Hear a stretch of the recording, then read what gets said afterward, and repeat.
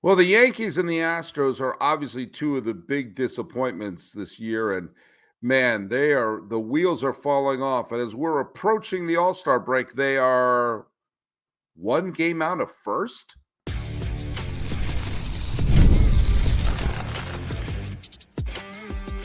You are Locked On MLB, your daily MLB podcast, part of the Locked On Podcast Network, your team every day. Hello, baseball fans. I think I just hit my mic. And welcome to Locked On MLB, part of the Locked On Podcast Network, where it's your team every day. This is the daily podcast. We talk about all of Major League Baseball. I am your host, Paul Francis Sullivan. Please, I'm begging you on my knees, call me Sully. I have been a baseball podcaster for well over a decade now. This is my sixth full season here at the Locked On Podcast Network. And this year I'm doing double duty. I am doing Locked On MLB 5 days a week. I'm doing Locked On A's 5 days a week, and it's not the same show. So if you're enjoying what you're listening here, you get to hear me 10 times a week. How about that, everybody?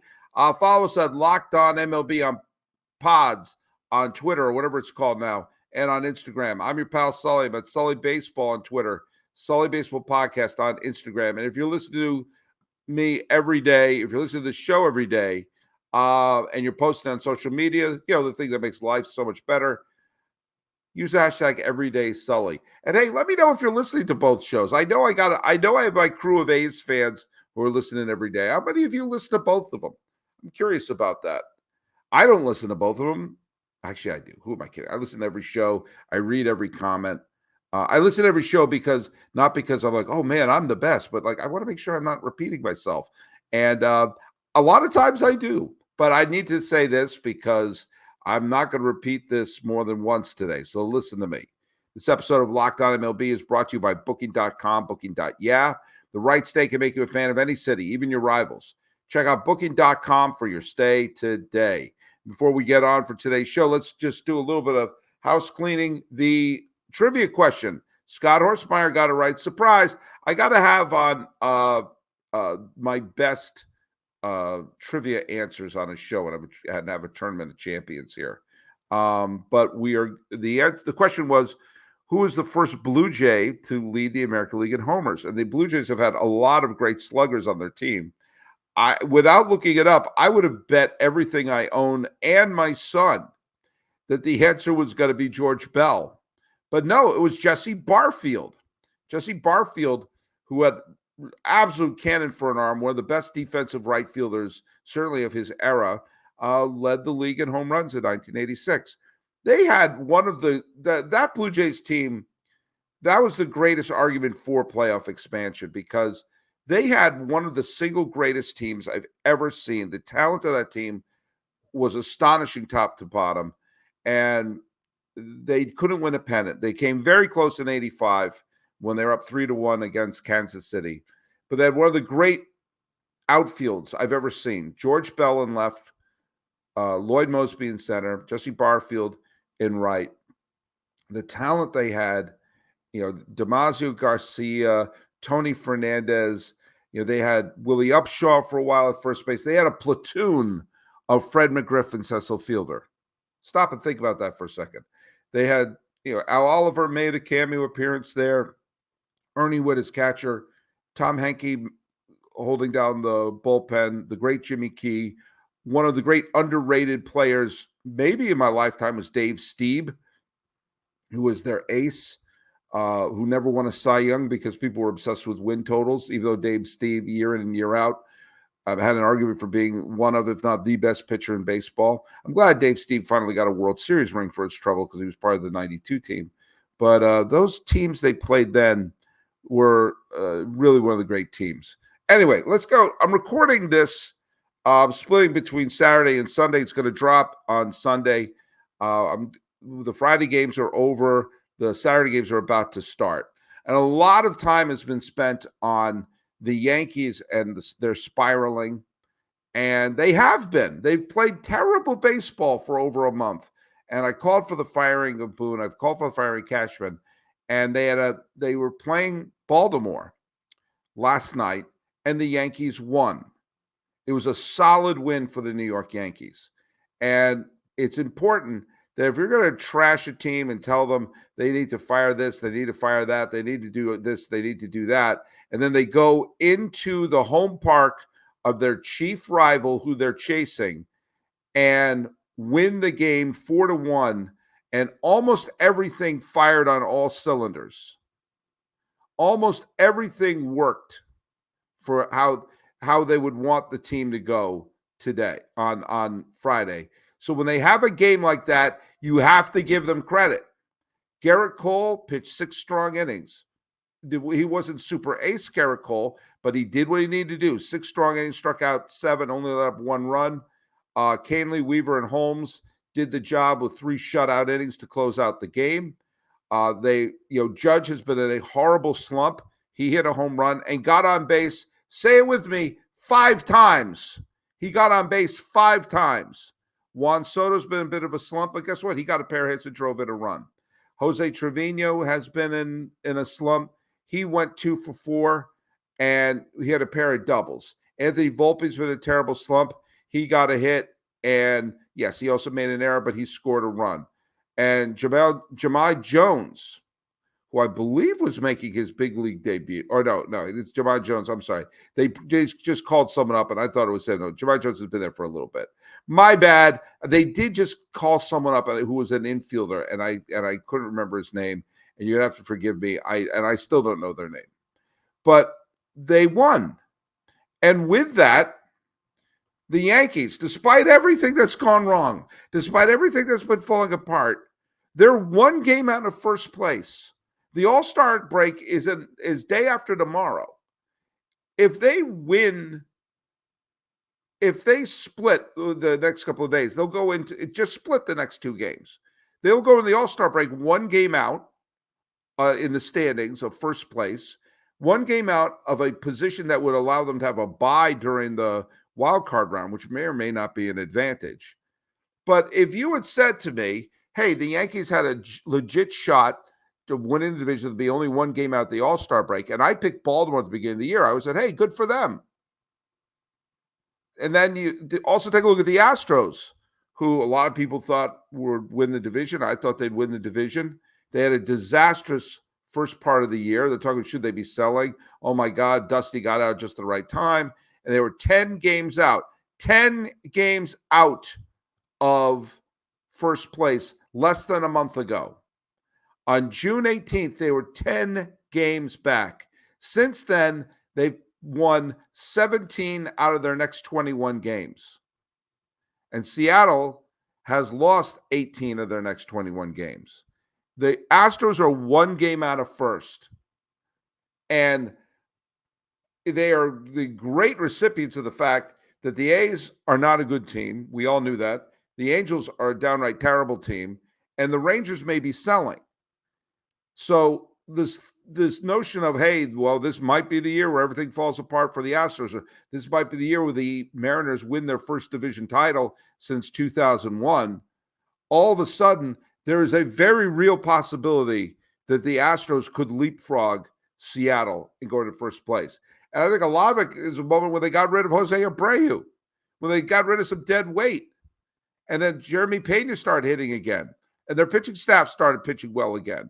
It's not just Framber Blanco, Ronel Blanco. Framber Valdez is pitching great again. Suddenly, this team remembers, hey, we're the freaking Astros. So you may not like them, but they're going to be back in it big time. By the way, the Yankees have also been helped big time, even though they've been dreadful this last month. The fact that the Orioles haven't put the aft thrusters on, the fact that the Orioles got swept by the Cubs have allowed the Yankees to hang around. I don't think the Yankees are as good as the team that were on pace to win 110 some odd games at the beginning of the year, but I also don't think they're as bad as this. I look at the pitching staff of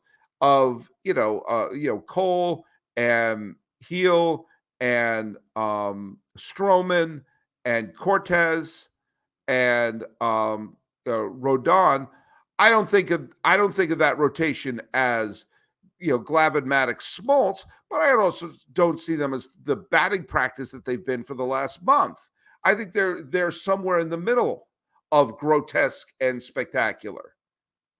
And so it wouldn't surprise me if the Yankees have a mildly good rest of July and into August and maybe leapfrog their way back into first place if the Orioles don't get their act together.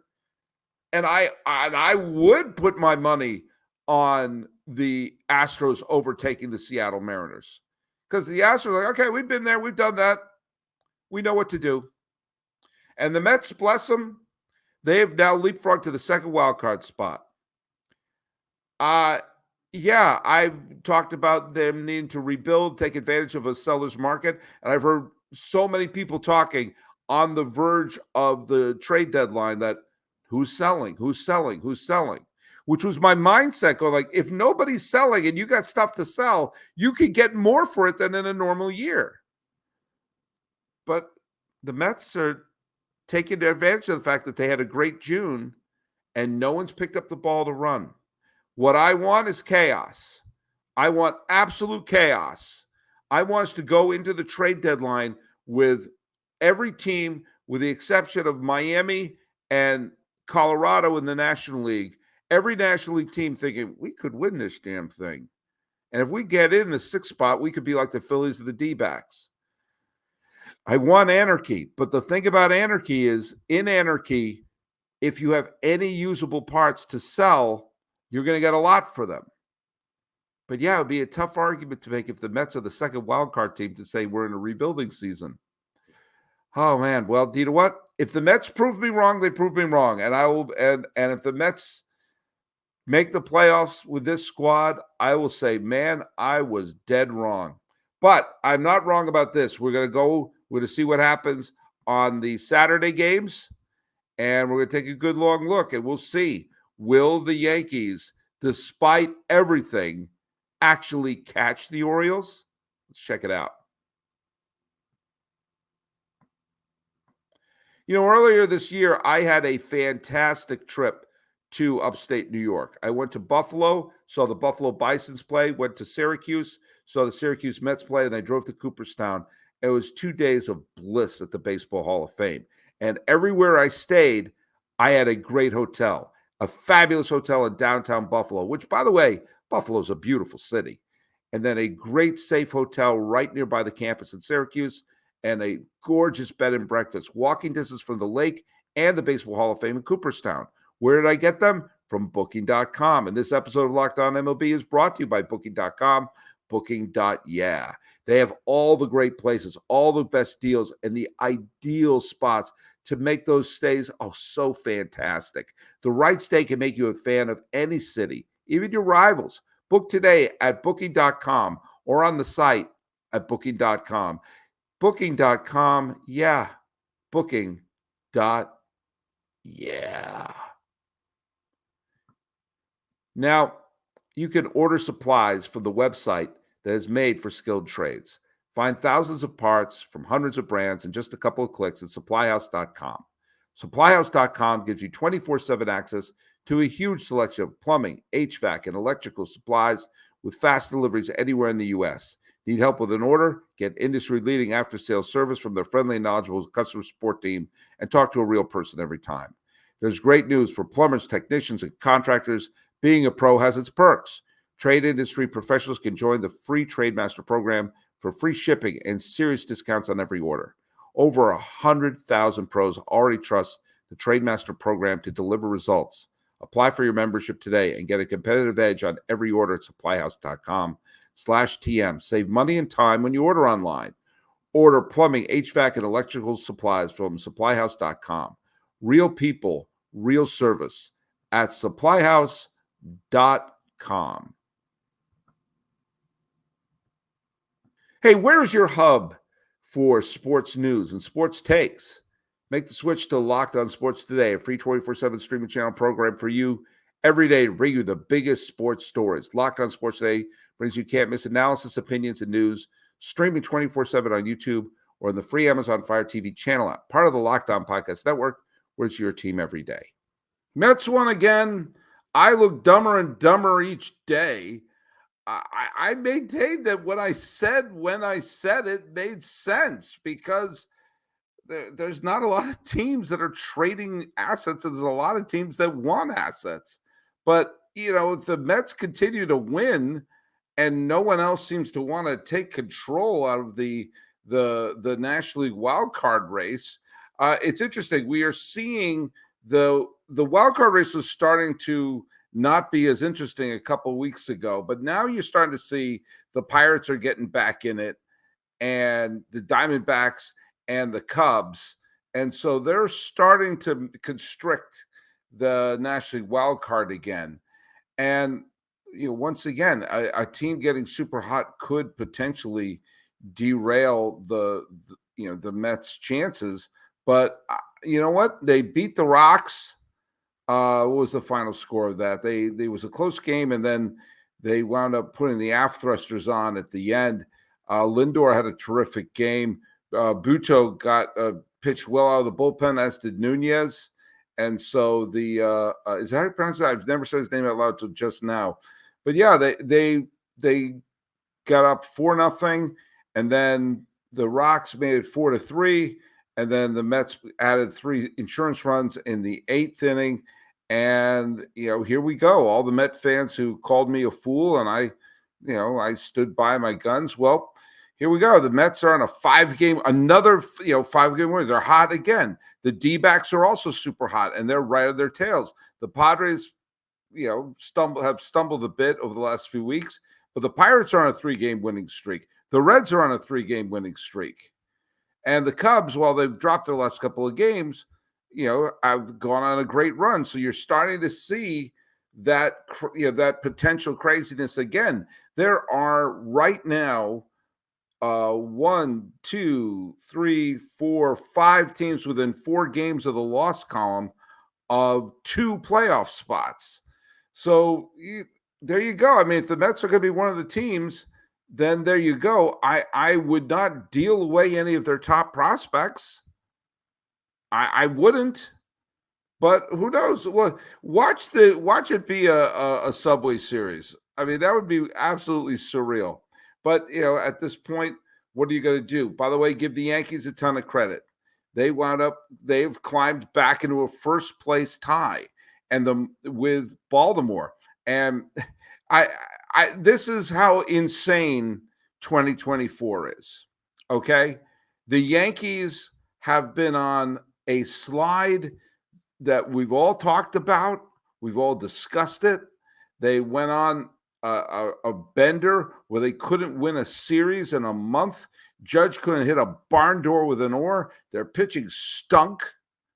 They didn't show up against some good teams. They didn't show up against bad teams.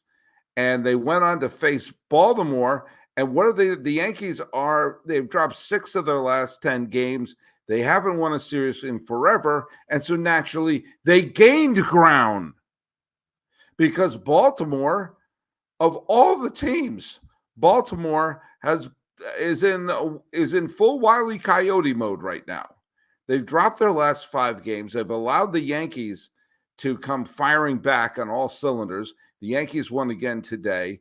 The Red Sox won again, and they're dead serious. The Twins won again, and they're super serious. And the Royals dropped the game, obviously, to Boston and Cutter Crawford, and the Astros are still hanging around.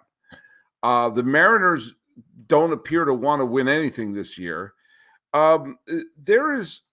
This is kind of the example that there is no one team this year, with a possible exception of Philadelphia, that looks like a dominant team that just wants to throw elbows and win the whole damn thing. Even Milwaukee, who a couple of weeks ago looked like they're on the verge of overtaking Los Angeles, they've dropped their last 3 games and 7 of their last 10. Every team that seems to be in a powerful position right now, as we're heading to the All-Star break after tomorrow. When you're probably seeing this on Sunday, and I'm dropping this on Sunday. I am going to drop another episode on Monday to overlook this thing. But have you noticed that the St. Louis Cardinals are creeping up on the Milwaukee Brewers?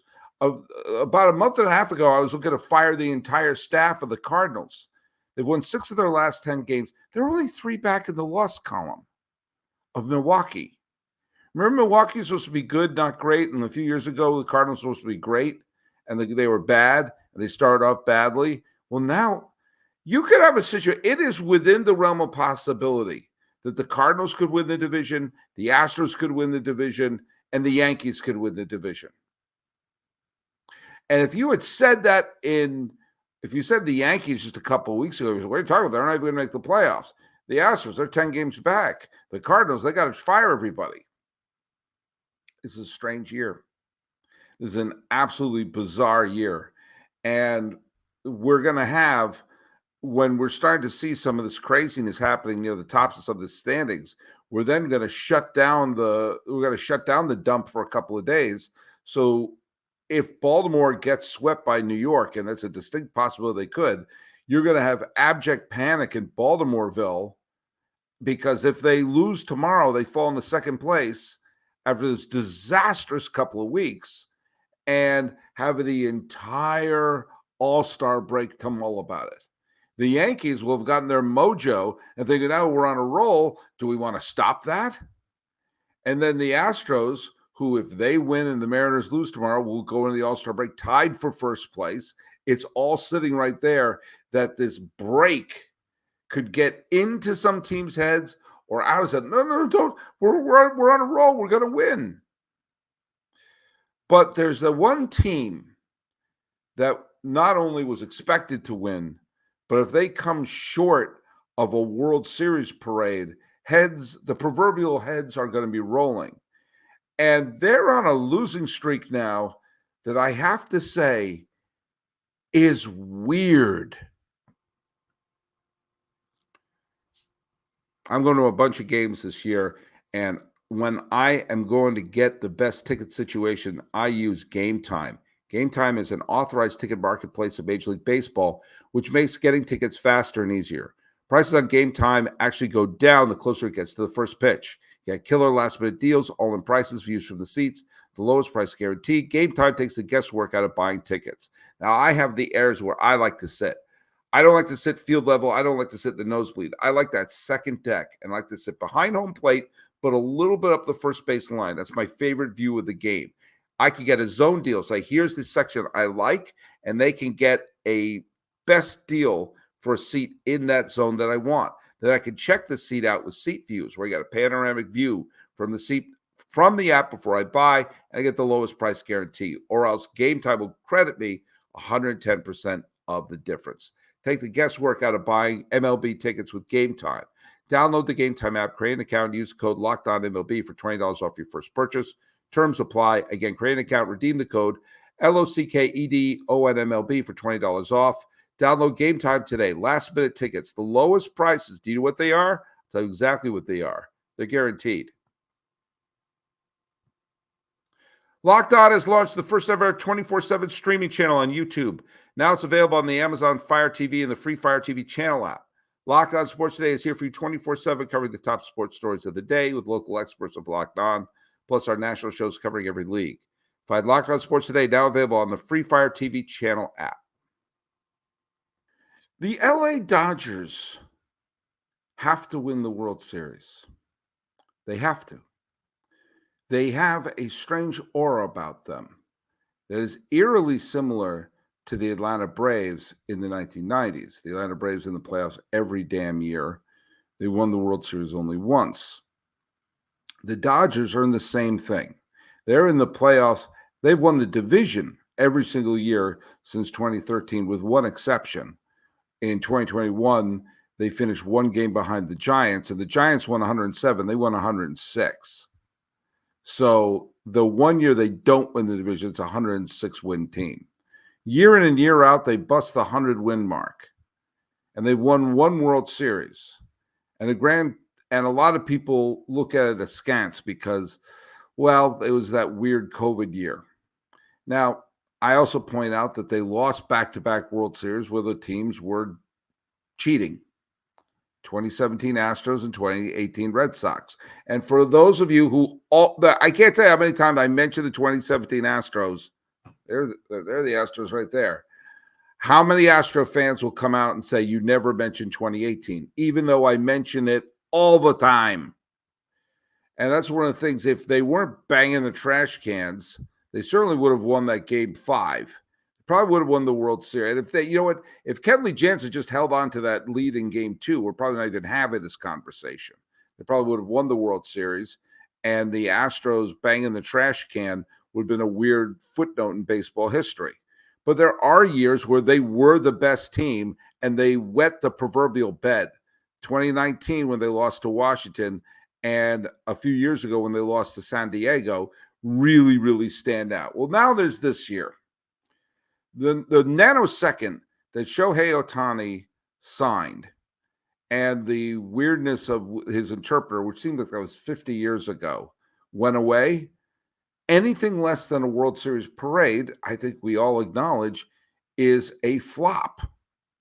You don't keep bringing in MVPs and expect a team to come short of a World Series. I know they have injuries. Every team has injuries. Every team. And yes, I know one of those injuries was to Mookie Betts. But here's the deal. When you start stockpiling MVPs, you got to have a little bit of cushion there. Now, the Dodgers are, by all metrics, having a wonderful season. They're in first place. They're probably going to win somewhere between 95 to 100 games. You still have a healthy Will Smith who's hitting the snot out of the ball with home runs. You have a healthy Freddie Freeman whose OPS is near 900. You have Teoscar Hernandez, who is a all-star this year.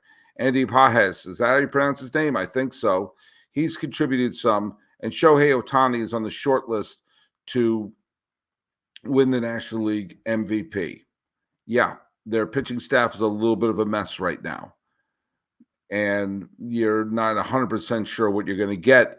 Once, you got to hope Glasnow comes back. You got to hope that Yamamoto comes back. You got to hope that Walker Buehler comes back, and maybe eventually Clayton Kershaw comes back. Fine. But it's the way the Dodgers have been losing recently that, to me, is the most disturbing thing.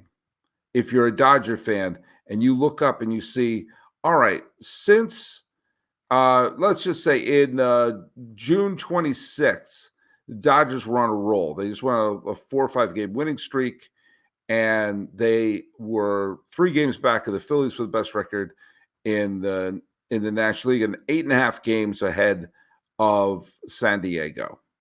Well, since then, the Dodgers are 5-8, which again is not disastrous. It's just not great. But the way that they've been losing games has been, to me, alarming. Now, today they allowed 5 runs in the bottom of the 9th inning. 5 freaking runs, and lost to to Detroit. It's not like it's an all-around great team, and they got swept by Philadelphia. They lost a series in Arizona. They lost a walk-off game to San Francisco. Dodgers need to make a move. And I think they need to call the White Sox at Crochet because they need not a good pitcher. They need a dominant pitcher. And the thing that's amazing is all the money they've spent and all the MVPs that they have, and the fact they're comfortably in first place and will probably easily win 95 games, have a realistic shot at 100. And still there's a sense of panic in Dodgerland because they have this massive hole in their rotation. And if you go into the postseason and say, yeah, we won a bunch of regular season games and then got clotheslined in the playoffs, and the way that they're playing, like against Philadelphia, if they face Philadelphia in the postseason, that may be a sweep. I spend a big chunk of my year in LA amongst Dodger fans. They're getting impatient. And it's weird that you're going to have a manager like Roberts who will have managed so many 100-win teams and a championship, and his head's on the line for a team where he'll probably coast to the playoffs. But he is. And right now you're going to see they have to win this game, because then when they come back, they're going to be playing Boston and San Francisco and Houston. They're going to be playing some tough teams. So roll the dice, see what you got. When we wake up, it's going to be the final day before the All-Star break. And going into that momentum, some of these teams want to be in a decent place, especially when they've got almost an entire week where they have to mull it over. Let's talk about the trivia question, and that is, what team had the worst start of any club that would go on to win the World Series? What team got off to the worst start over the first month or so and then righted the ship and won the World Series? That's your trivia question for today. Follow us at Locked On MLB Pods on Twitter and Instagram. I'm your pal Sully. I'm at Sully Baseball on Twitter, Sully Baseball Podcast on Instagram, and check me out on Locked On A's. Talking about the Yankees, the Mets, the Dodgers, who knows, teams that are spiraling, are gaining ground. Teams that are comfortably in first are making you feel they don't have a chance. Black is white, up is down. It's all crazy. The All-Star breaks around the corner. I'm your host, Paul Francis Sullivan. Please call me Sully.